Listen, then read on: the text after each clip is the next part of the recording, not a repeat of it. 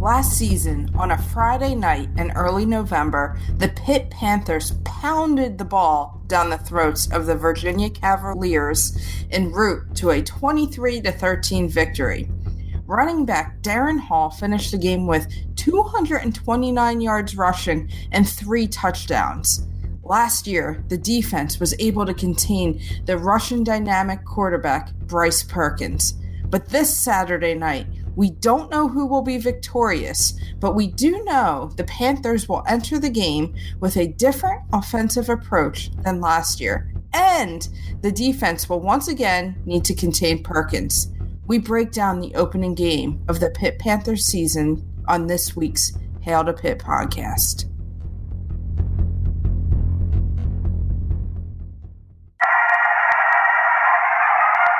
What was your message about finishing it in these final 30 minutes? Well, it happened in West Virginia where we knocked off number 2. It happened in South Carolina, and it's happening in Pittsburgh today. Our guys had a lot of guts tonight. We're just going to keep getting better. I mean, that's what it is.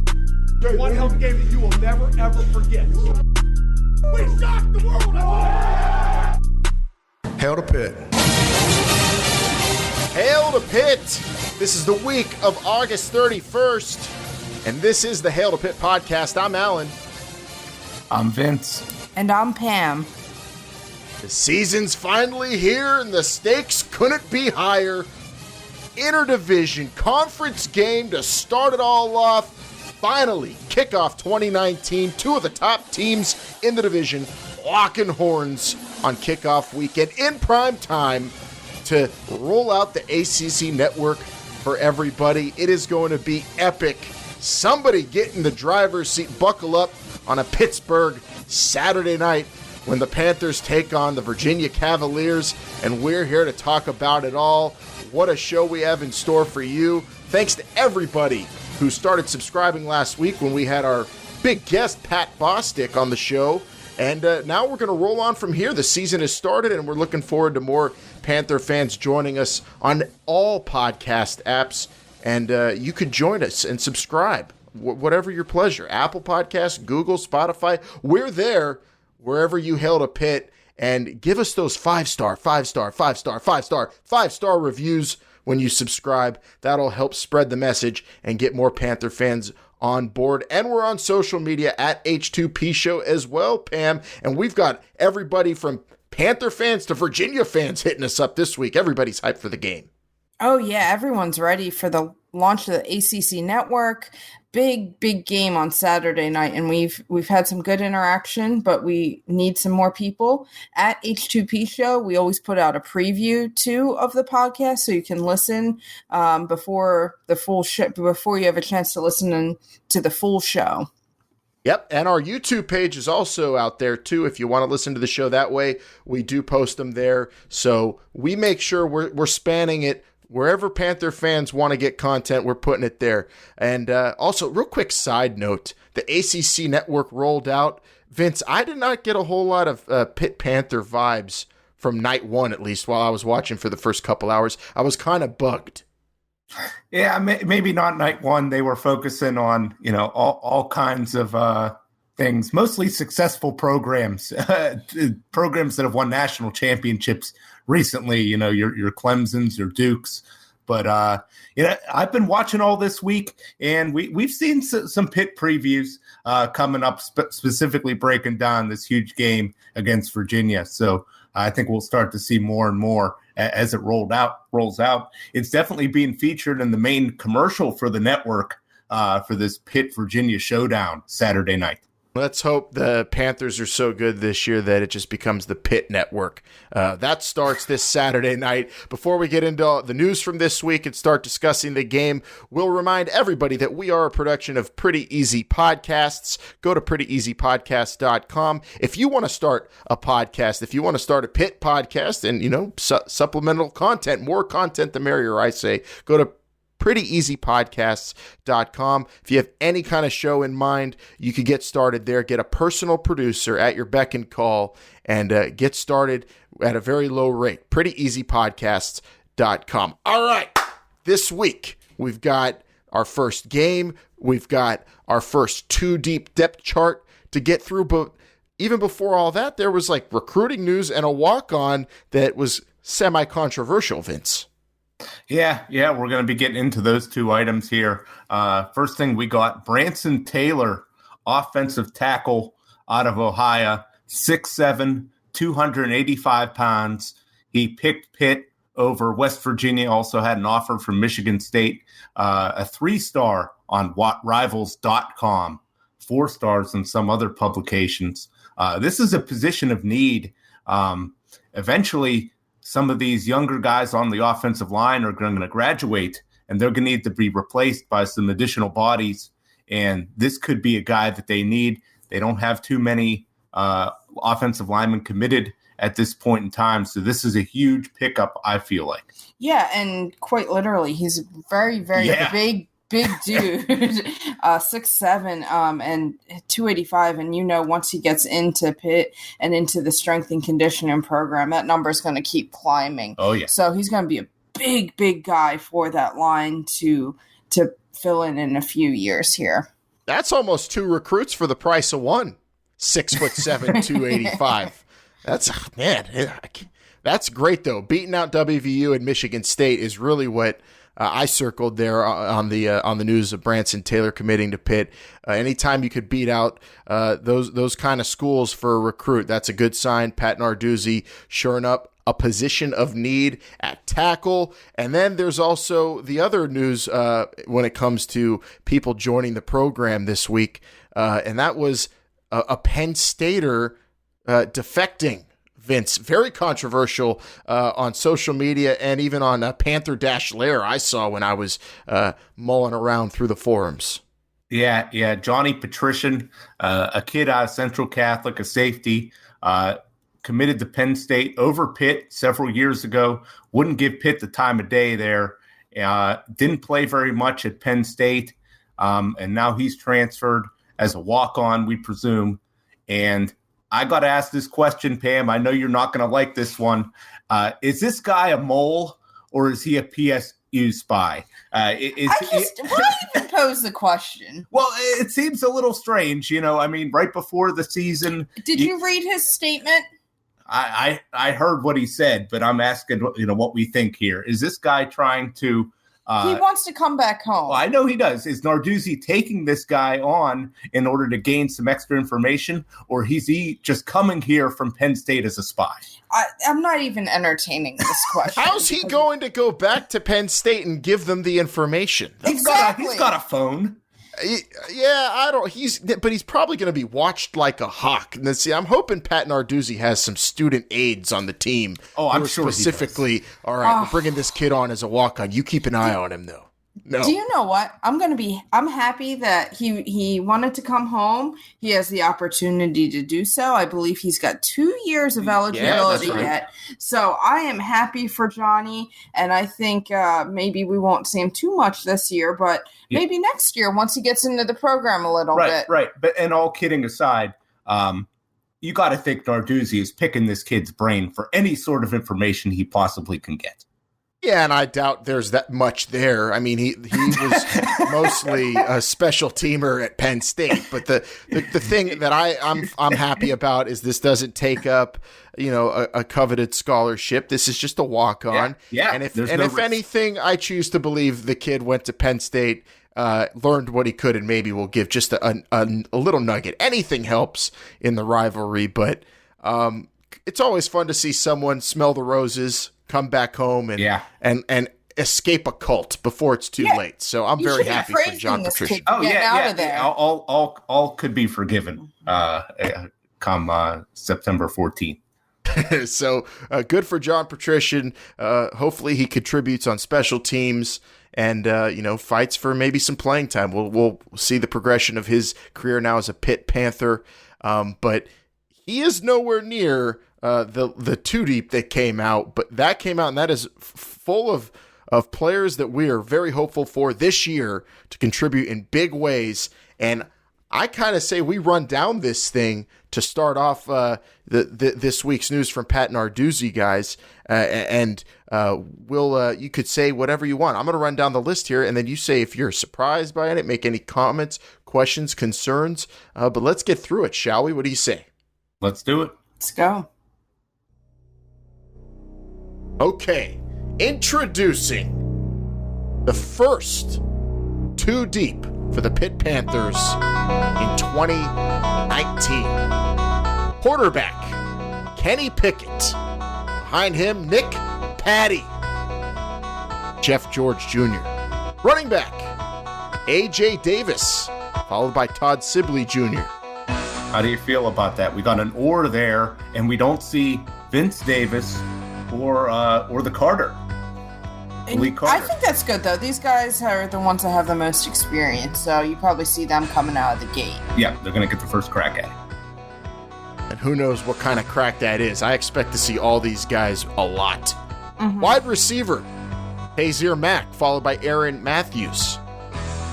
Wide receiver, Trey Tipton, followed by Dontavius Butler-Jenkins. Wide receiver, Maurice French, followed by John Bardzel. Yeah, Tight end. Yeah, that's a walk-on right there, and we don't see Shockey Jacques-Louis at all. He's been banged up in camp.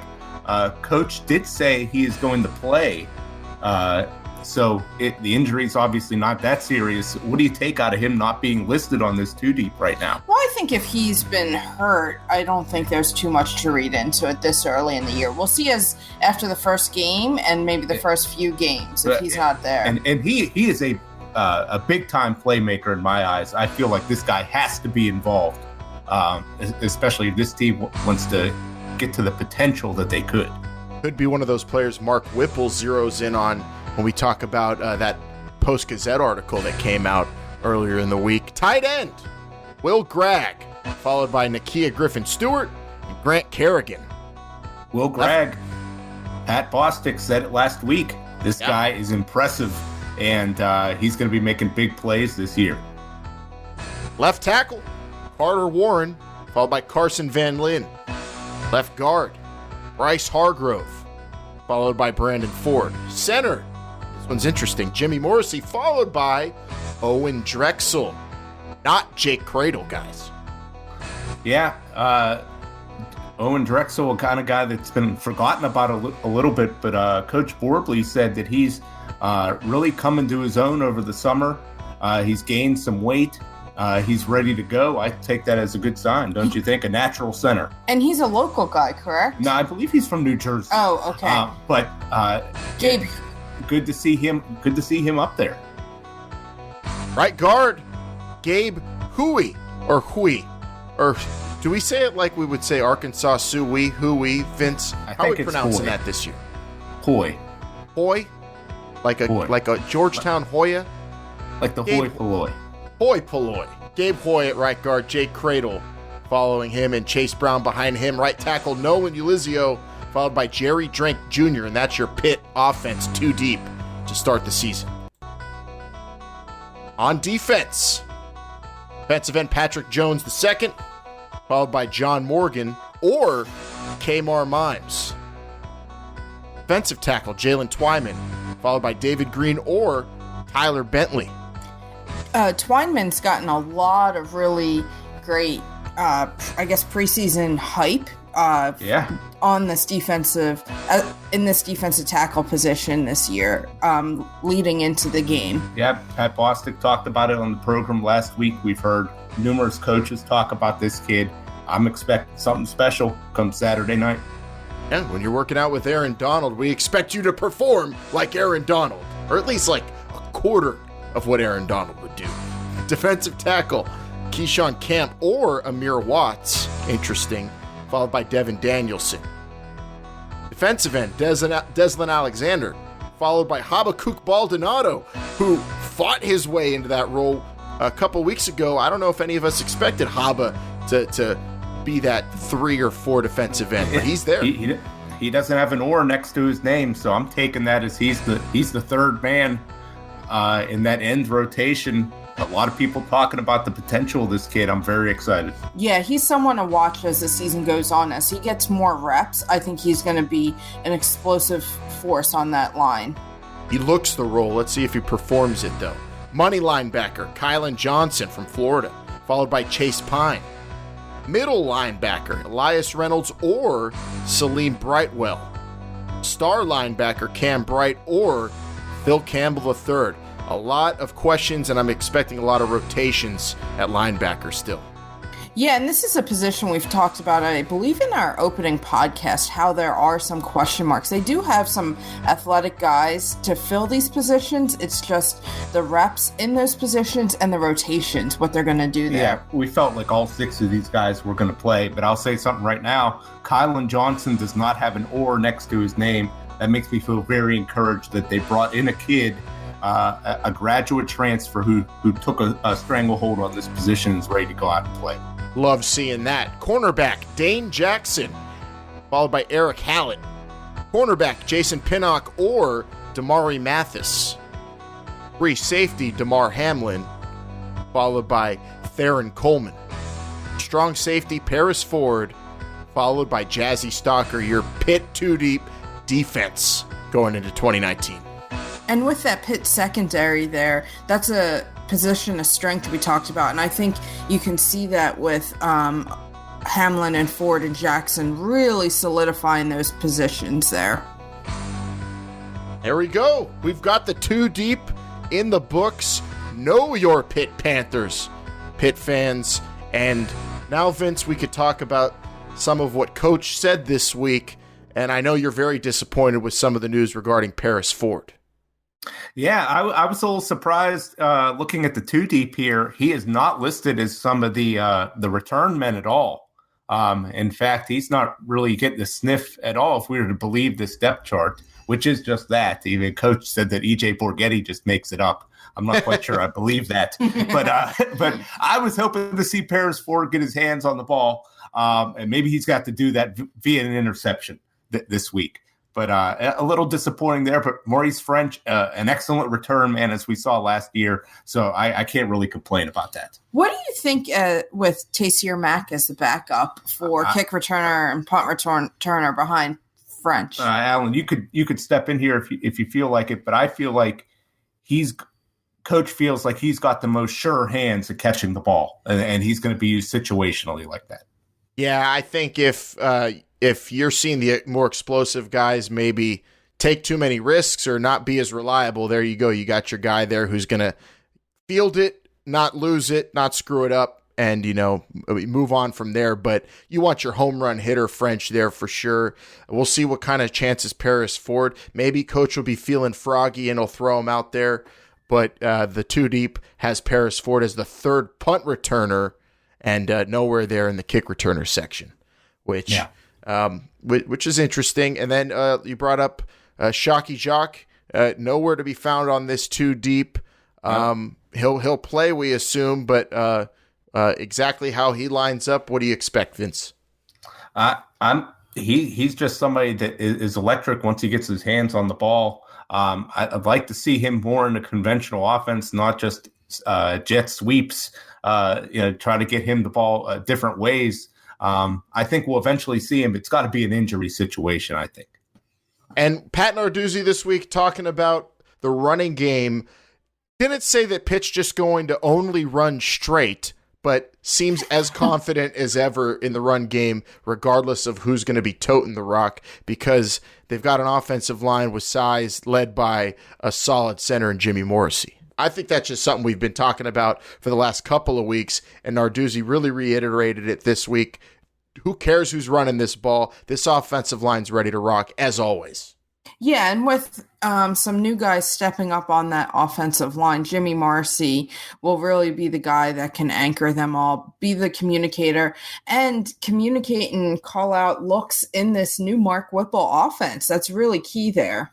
Yeah, that's interesting. This article that came out in the Post-Gazette this week, really kind of a profile of Mark Whipple as a coach and what he did at UMass, and talking a lot about how Andy Isabella was utilized properly and a lot, and how Whipple loves to focus in on those 2 to 4 explosive players and make sure that they get the ball, and that's what he's good at, is being multiple with his approach. Vince, when you read that article and then you apply the Pitt roster to it, do you think Mark Whipple is going to be able to execute it the way he did with Isabella at UMass and elsewhere? I think so. I mean, there's a tremendous talent on this offense. I don't care what the recruiting rankings say. Maurice French, Taysier Mack, those are very good wide receivers. I feel that there's good talent in this backfield. I feel like, after hearing what we're hearing about Will Gregg, it sounds like he's going to be able to make some plays as well. It remains to be seen whether the offensive line can pass block effectively, and it still remains to be seen if Kenny Pickett can quarterback an offense and get the ball to open players. So we're going to see what Whipple's going to try to do and to use their skills and maybe work around how good the offensive line is, good or bad, and get the ball to these guys effectively. Yeah, I took from that, Pam, I know we were going back and forth when we were both kind of read that article almost at the same time, and I took from that even if Pickett can't get the ball to guys in the normal sense, Whipple's going to figure out a way for him to get the ball to his explosive players like Maurice French. Is that what you took from that article? Yeah, and the one thing that I really took away was how Whipple and Pickett have a relationship. Whipple's going to ask Pickett, like each game week, what are his plays he feels most comfortable. So when they need that big play, Pickett feels confident, Whipple feels confident in calling it as well. So they're going to look for those certain guys, but then Pickett's going to have more confidence in plays that are being called, especially in those key moments of the game.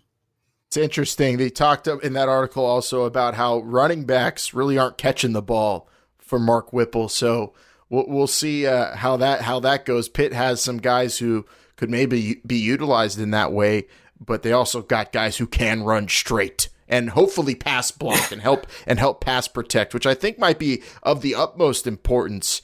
Yeah, absolutely. Forget just how great James Conner was and is at doing that, and to have a guy like that with someone like Kenny Pickett, just that extra split second that a running back could give you could be huge for his progression in the Mark Whipple offense. But he's going to go out there and he's going to have in week 1 a pretty tough task because as we look at the Virginia football team, defensively very stout. Yeah, they got a number of good players. They were tough last year when Pitt played them down there. They're led by an All-American cornerback, Bryce Hall, and they've got a pretty stout front seven, I think. So this is going to be a tall order. Yeah, linebacker Charles Snowden also is kind of a preseason All-ACC mention on some lists if you read them. If you're going through any preseason magazines too, you'll see Phil Steele called him one of the best defenses collectively in the nation. And that Charles Snowden, Pam, 6'7", but athletic, and is going to be tough for Pickett to get the ball over there. Yeah, especially for Pickett, who we saw last year at times had problems getting the ball out quickly. So you can't let Snowden really develop plays. The one thing about Virginia's defense, they lost Juan Thornhill, the safety. He was all ACC last year, and he ended up being a second-round pick by the Chiefs. But so that's a hole that they're going to have to look to fill as the season goes on for Virginia there. Yeah, the way this matches up to me, it feels like Pitt is probably going to be best suited to run straight, but also is going to open Pickett up to maybe hit some deep throws. And that's what I'm hoping for, is that Kenny Pickett could be accurate deep. And that doesn't mean often. That just means only a couple times. And I think that could really help Pitt out because defensively, even without Rashad Weaver, even against a good quarterback in Bryce Perkins, I think Pitt matches up pretty well against the Who offense. Yeah, I agree with you. A couple more things I wanted to touch on for the defense of Virginia. This Snowden, we talked about 6'7". Alan, I wanted to ask you, with a guy like this, you got to neutralize him as best you can. That length is really a problem. What's the best way to attack this guy? Is it really just to get low, get leverage on him because he's got that tall frame and just, maybe run right at him several plays in a row, just put him on his backside, and that'll just slow him down for the rest of the game? Yeah, get him thinking. A player like that, you don't want him to be able to just go forward and focus in on just one task. You need to get him thinking. You need to hit him in the gut. You need, it doesn't matter, Carter, Warren, or Nolan Ulizio, whatever side he's going to be on, they need to be attacking Charles Snowden in the midsection and get him scared of putting his hands up, especially if you're going to be looking to make Kenny Pickett have quick passes and throw Charles Snowden gets his hands up quickly. Those quick passes usually are lower. So that's why I'm thinking they're going to be trying to attack deep a little bit. But if you go after a guy like that, that's going to be beneficial. And that's the good thing, is that Pitt's presumably going to be able to do that, is run at this guy and run down the throats of Virginia like they did last year, because you're seeing a lot of similarities, returning guys on the defense for Virginia. I think Pitt offensively they have their hands full, but this is not an impossible task by any stretch against these Hoos. Yeah, I agree with you. And Pam, I wanted to ask you something real quick here. We talk a lot about running straight on this program and how successful Pitt was last year. Coach mentioned in the press conference that Virginia is going to be starting a true freshman, Jawan Briggs, at nose tackle. That seems very vulnerable to me, right in the heart of that defense. Would you try running straight to start this game? I know we talked about, trying to be multiple and all that kind of stuff, but this seems like it could work again. It could work, but I don't want them to run straight, and rely on that too much. I want them to run straight to open up that play action pass. So if they pound running straight early, that's great. In the second, third quarter, then I want to see them take some shots. Okay. So run straight to open up that play action, which we didn't see last year. Yeah, I mean this is a 3-4 defense, right? So they should be suited to stop the run, but the defensive line for Virginia is pretty undersized. And then you throw a bit. He's big, Jawan Briggs, but I mean, I don't think anything that Jimmy Morrissey can't handle, and he's a freshman at that. So I would almost say advantage Pitt in the trenches, but then you're talking about pass protection.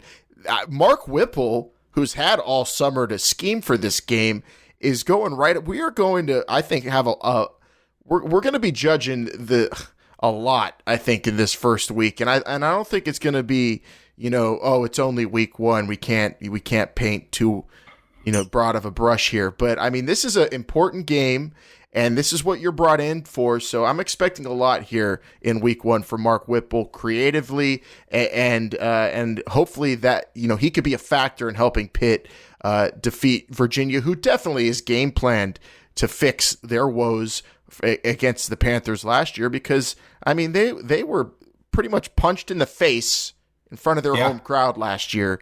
I would say embarrassed in that regard. So they're looking to fix that. They're desperate enough, I would say. I wouldn't say desperate, but they're throwing a freshman out there. They're trying new things at nose tackle.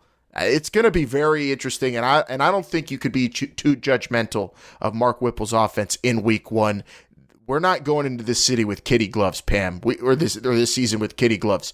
We got to go into this season ready to rock and roll on offense with your best plays and your most comfortable plays for Kenny Pickett. Yeah, absolutely. And we'll get a taste of the offense. We won't really see, as the year goes on, we should see more of the offense develop, but I want them to come out swinging. That doesn't mean go for it all on one play right out of the gate. But I want them to really be aggressive and really show, okay, we know what we have to do to compete against Virginia, and that is win in the trenches. Yeah. But actually part of that isn't just running, it's doing that pass block. Mm-hmm. Now, Vince, tell us more about these Who's on offense, because, I mean, we know Bryce Perkins, but is he that good, or are his numbers just really good because he's playing in an era where everybody has really good numbers at quarterback? Who is this Rudy Poo? I don't. You could be saying that, but this guy did set records last year for Virginia. Over 3,600 passing yards, 34 total yards of offense. 34 touchdowns. He's a playmaker back there. I expect this guy, while not, maybe the greatest passer, and he didn't have a ton of success against Pitt last year. Only 200 passing yards on 24 attempts. So it's not like he really lit him up. He did hit a couple deep passes.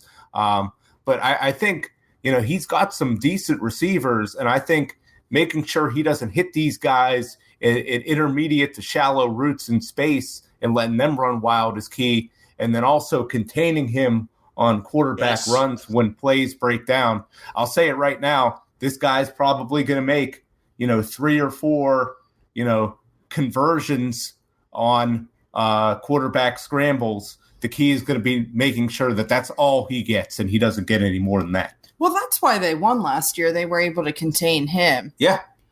And the rushing attack of we had Rashad Weaver on the field last year. This year you've got, that task is going to be on Patrick Jones, Deslin Alexander, John Morgan, Haba, and whoever else they throw out there on the edge. These linebackers need to be quick, and that's the good thing. I think Pitt matches up well with them because Pitt's got some speed at linebacker. Maybe not all the experience, maybe not the best linebackers in the ACC, but fast. Yeah, there's no doubt about it. They got some speed. Now, I don't know if they're going to be using a zone scheme, maybe a spy, something like that. They got this Hasise Dubois and Joe Reed receivers on the outside. You got to be worried about those cats. But, depending on the type of personnel that Virginia throws out there, specifically if it's maybe more of 21 personnel and they don't have as many receivers and Pitt can really use that speed at linebacker to contain, I think that plays into our advantage. And if they do go, 3-4 wide receiver set, I feel confident in the speed of these outside linebackers, and maybe if they bring in an extra safety to do that. What do you think? I think we're going to see this secondary tested right off the bat. I think they're going to come out throwing. Well, I think that's the strength of this Virginia offense is the wide receivers. Running back, they lost a lot last year. They have Keir, but he only had 32 career carries. He played behind Jordan Ellis the past 2 seasons. Mike Collins is also expected to be in the rotation. And in this scheme, the tight end isn't really used. So I think Virginia is going to look to get their playmakers the ball here. So I think our secondary is going to be tested right off the bat with Dubois and Reed. I'm interested to see it because, it's the beginning of the year. Defenses, I think I'm always going to bet on the defense in a game like this. So against a quarterback like Bryce Perkins, I think catching him in the first game of the year is good for Pitt. The secondary, I think, is going to cause Bryce Perkins to maybe tuck and run a little bit more. And I think this is really going to come down to some defensive line and linebacker play for Pitt this week. I cannot wait to see these defensive ends step up to the task. Big game for them. Playing a quarterback like this too, that is never fun when you got to chase down a guy like Bryce Perkins. But UVA coming into Heinz Field, and they are a 2.5-point favorite at the Westgate, Vince. This line, I think that's pretty high for a team coming into a game on the road against a team that beat them last year, a team that won the Coastal Division. I feel kind of disrespected as a Pitt fan, but I know there's hype behind Virginia, but come on. The division between these teams in the Coastal isn't even 2.5 points to me. Yeah, it is a little perplexing here because, Pitt, played Virginia pretty even in the first half last year and then absolutely dominate them the second half of the game last year. Pitt won the division last year, yet Virginia picked to finish first and seems to be getting all kinds of love from national media. And Pitt picked to finish fourth. And yeah, granted, they have a whole lot of questions, but there is some good talent coming back. So I guess I could kind of see where the market is heading here, why they have Virginia favorite. Maybe they're just not paying enough attention to Pitt, or they just think it's too many question marks. Well, ESPN's FPI, Football Power Index, actually likes Pitt a little bit more in this game at 53%, gives them a more than 50% chance of winning this one. So it's a little bit different there as well. But it is a little perplexing, but I think the line makers might be banking on Pitt's poor offense last year. And the piggyback off that, I think, with no data points on this team whatsoever, you haven't seen them play, and people are going to be just looking at, okay, they got to replace 4 or 5 offensive linemen, and they got a quarterback returning who threw for 8 yards in a conference championship game. So that doesn't bode too well, and I think people are looking at that and saying, Virginia has to be better than that, and so that's why I think the market is settled out where it is. Well, where's our market? Because it's time for us to pick this game now. Pitt hosting Virginia, getting disrespected by Vegas. ESPN knows what's up, giving Pitt a better than 50% chance of winning this game.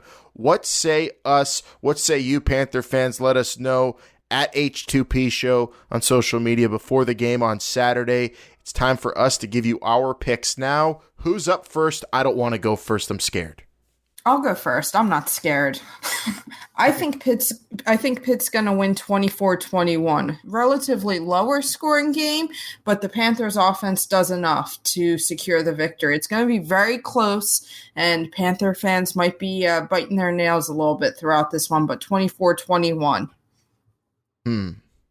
All right. I've locked it in. I put it in our official prediction vault, Pam, because we're keeping track of these all season, That's fine. I'm ready to win these predictions.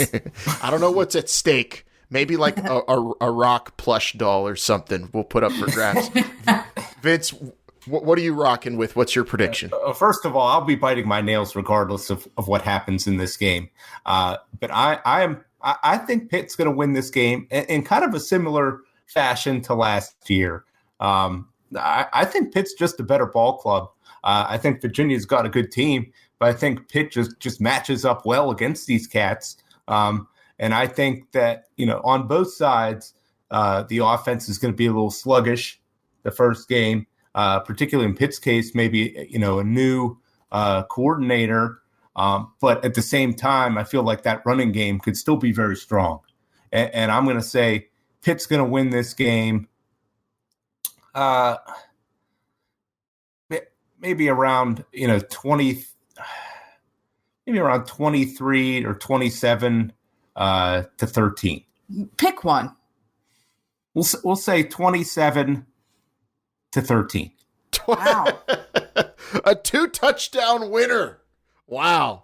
I like. Yeah, but I think it'll be a relatively close game the whole way. I don't think we're jumping out to a 27-point lead or anything like that.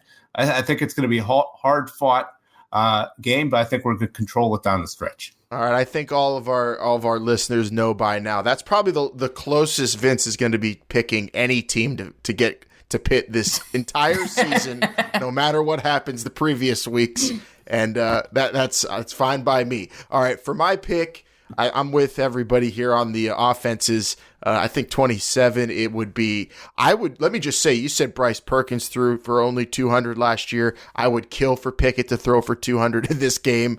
I'd kill for Pitt to score 27, but I'm going lower. It's the first game of the year. I think Pitt could eke it out. Hey, special teams too. Don't forget, Pitt, yeah. I think, has a big edge here. Explosive players, reliable special teams personnel, and I think it could come down to that. It's going to be close. It is not going to be fun if you don't like close games. Then this is not going to be fun.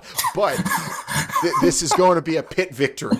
It's going to be a Pitt victory, and it's going to be very, very close. And I'm going to say Pitt wins 16-13. A very close, low-scoring game. And I think the Pitt secondary is too good for Bryce Perkins, but I also think the Pitt offense is going to come out there and probably have to go through some growing pains. But I got a low-scoring one. But, hey, that is a W, and I think we all said, these first 4 games, toughest on the schedule. 1 out of the 4 will be very, very good. And it'd be a lot better than 0, but not the end of the world. Let me just reiterate that from last week. I know I got a lot of heat for that from listeners, but I'm sticking with it. But Pitt wins week 1. I got it, and there we go. We all got Pitt victories to start it off. Then we go eat our leftover ribs afterwards. Well, you go eat your leftover ribs, because I won't, because I'm being forced to watch this game not in Pittsburgh during the best weekend to be in the city. But I'm not going to complain about that. I'm going to watch it either way. Just nobody text or spoil it for me. I might have to go to a future mother-in-law's dinner. So, I don't know. I might watch it on my phone. Yeah. Tell me about it. All right. Actually, tell me about what other people are saying about this game, Vince. What are they saying? Yeah. We talked about a clean sweep for Pitt here in our predictions, but from what I'm hearing, the Yinzers are talking about something completely different. Another Saturday coming, and the Panthers are playing. Time to find out what the Yinzers are saying. You going down to the game Saturday? No, I'm staying home watching on TV and that. You jag off, you don't even know what channel it's on.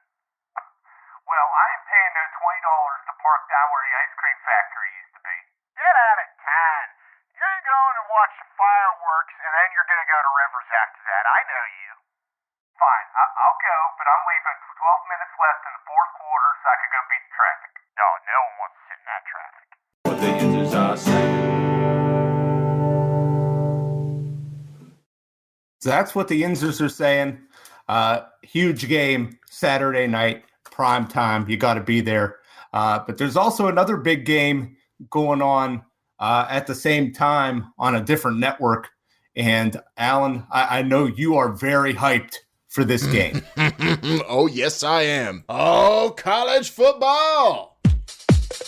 Yeah. Pizzle. Let's go early. What we do? I like driving in my truck. He likes to drive in his truck. Auburn sucks. I like driving in my truck. He likes to drive in his truck. Auburn sucks. I don't care for Auburn, but I got Auburn winning big against Oregon. But what a game. We get to see the debut of a freshman SEC quarterback in Bo Nix, and then that mammoth of a human being on the Oregon defense. The freshman. What's his name? Yeah, Thibodeau. Oh, that guy's what? Talk about recruiting double. What is he? A 6'7", 6'8", 240-pound defensive end who's going to be gunning after this freshman. He's a finely tuned athletic machine. This players in this game are so good. It's going to be fun to watch the SEC stomp a mud hole in the Pac-12, though, Pam. I don't think it'll be close. I disagree. I think Oregon's going to come out. I'm a big believer in Justin Herbert. I love that when he came back for his senior season, and I think Oregon is going to put all the talk about the Pac-12 is garbage to rest coming out, and I think they're going to beat Auburn here. I think they're going to beat them by a touchdown here. I think the freshman quarterback for Auburn, I think it's going to be a little too much for him to handle in Dallas on this national stage.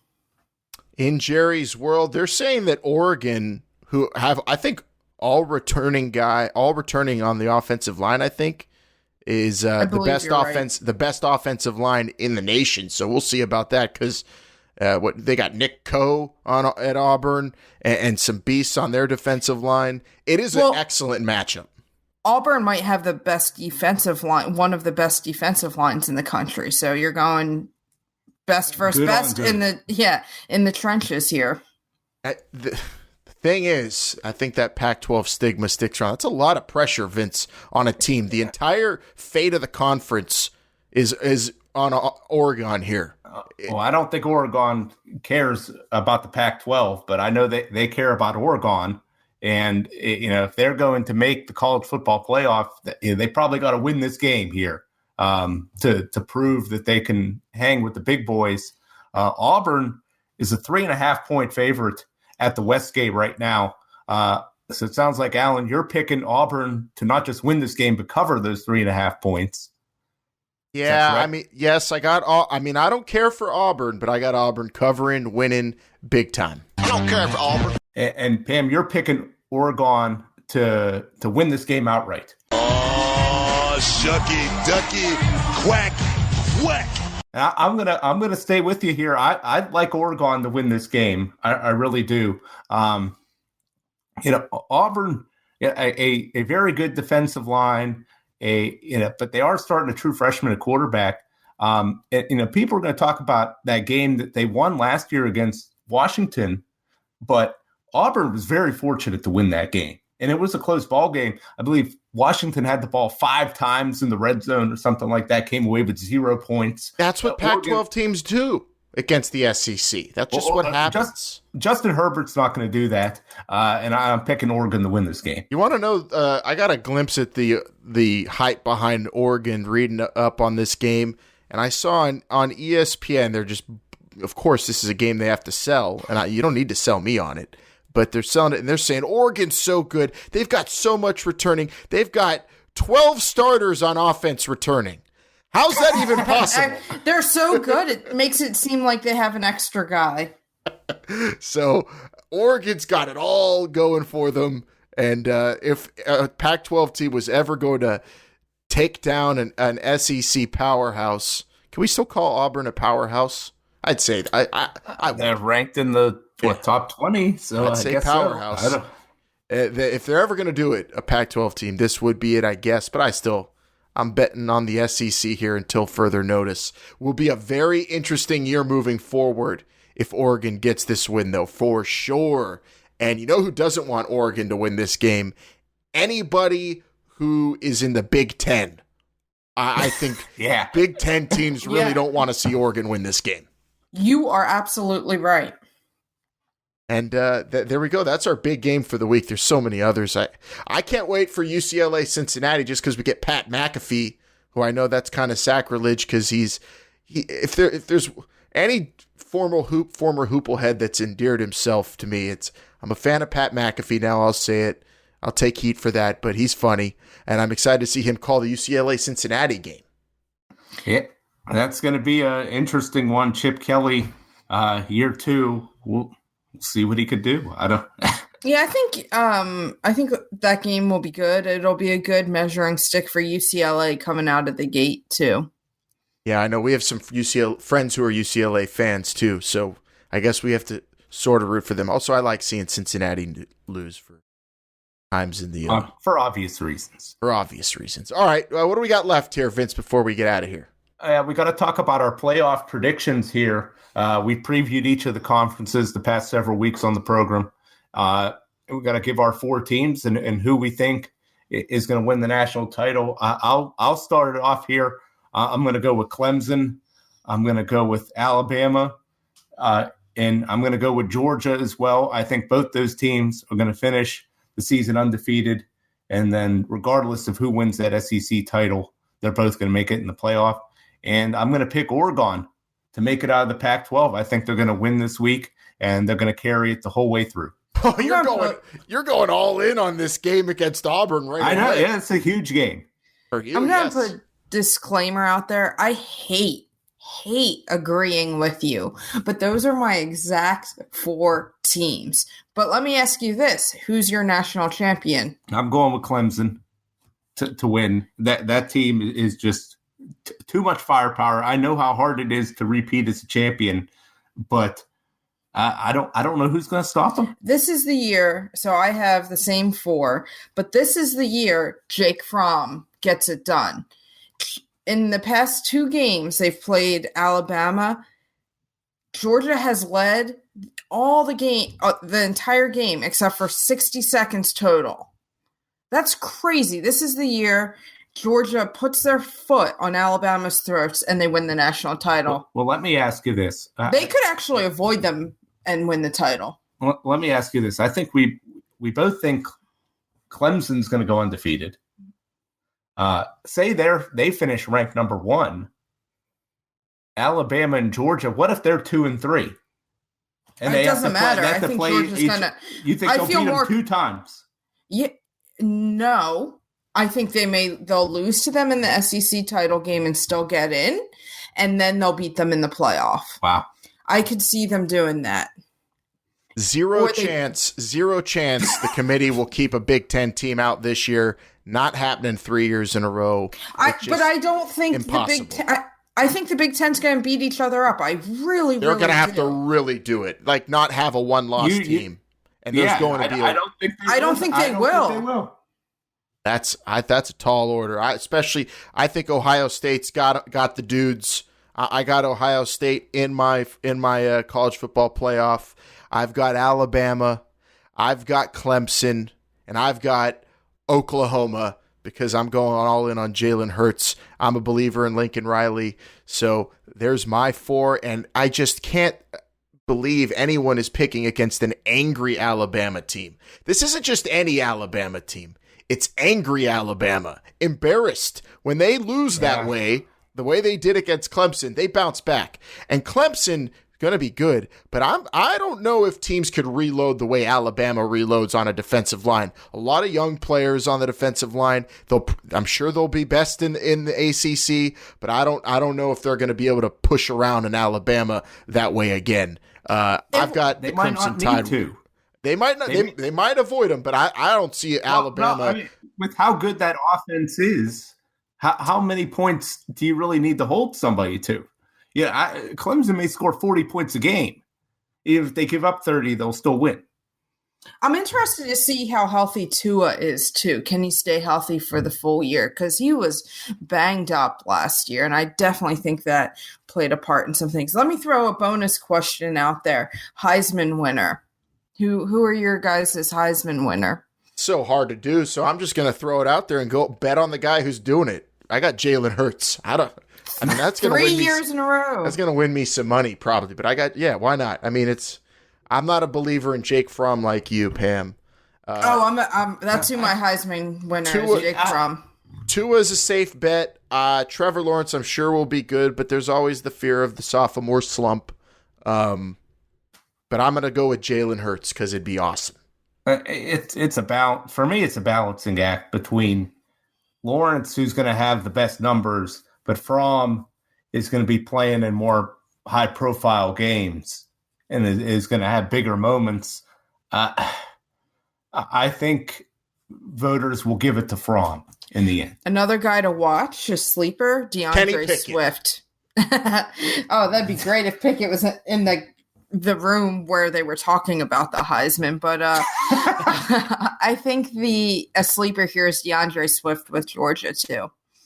Yeah, don't forget there are a lot of good running backs out there that could come up on this. It's a big year for quarterbacks everyone's expecting, but don't be surprised if some runner comes out there. You got Jonathan Taylor at Wisconsin, who's capable. I think it's wide open. That's why I'm going to go with Lincoln Riley is my pick, really. Lincoln Riley all the way. Lincoln Riley. There we go. I've locked in our Pitt UVA predictions. I've locked in these playoff predictions. Vince, both of yours are going to be blown up after week 1 when Oregon goes down to Auburn, and then I'll be the last one left standing when we return next week. Anything left? No, I am excited for Saturday night. A Pittsburgh Saturday night. Under the lights, ACC Network, Vince. It doesn't get any better. This is the most excited I think I've been for a week 1. I don't know. When was the last time College Game Day was at Pitt? Was that a Notre Dame game where we got embarrassed? It was, yeah. Hopefully there's not a repeat of that incident. But, this is what it's all about. A Saturday night primetime game to open the season with a lot at stake against an opponent that I feel like we know we can beat. And got to have that confidence going into this game and just go out and stomp them. Anybody in the Pittsburgh area, get all your friends, get all your family, get down to Heinz Field, go to the game, hoot, holler, let those Who's know what's up, and help the Pitt Panthers in any way you can because they're going to need it. This is an ACC showdown on Saturday night to start things off. I don't think it could be any better. This is awesome, and this was our first in-season episode in the books. And I'm ready for the game, so all I have left to say is hail to Pitt. Hail to Pitt. Hail to Pitt. Couldn't make you